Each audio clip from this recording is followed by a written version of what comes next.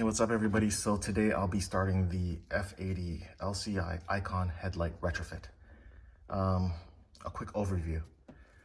The right headlight is powered by this rear fuse box. The left headlight, or the driver's side headlight, is powered by the fuse box at the front of the vehicle.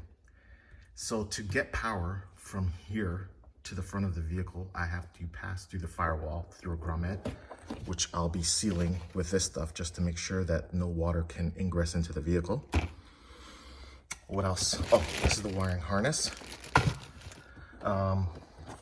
Everything will be OEM-like, which is how I installed and hardwired the front dash cam and the radar detector.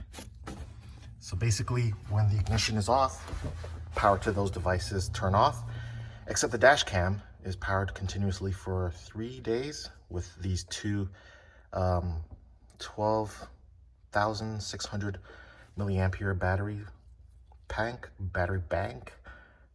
pack, and also it powers that hotspot right there. So it's constantly uploading to the cloud even when the vehicle is stopped and parked. I have disabled or removed the negative battery terminal, and I have tied it off just in case the trunk closes. Let's take a look at the route.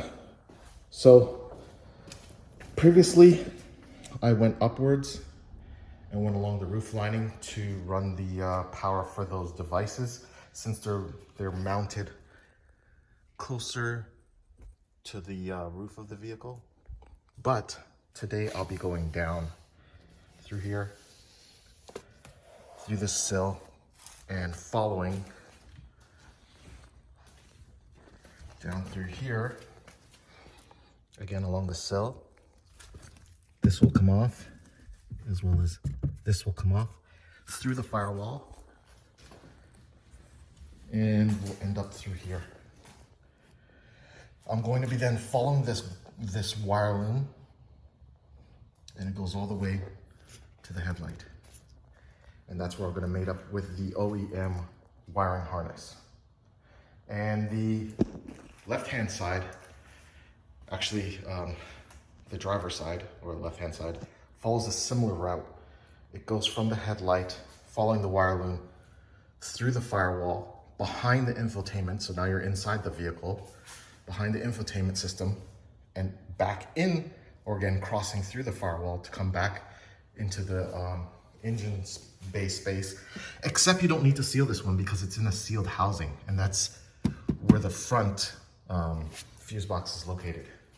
Obviously, this bumper has to come off, which shouldn't be that difficult. I've partially removed it before. Yeah, this should be fun. All right, so that's the overview of everything. There really isn't much to this process other than just work. So yeah, let's get after it.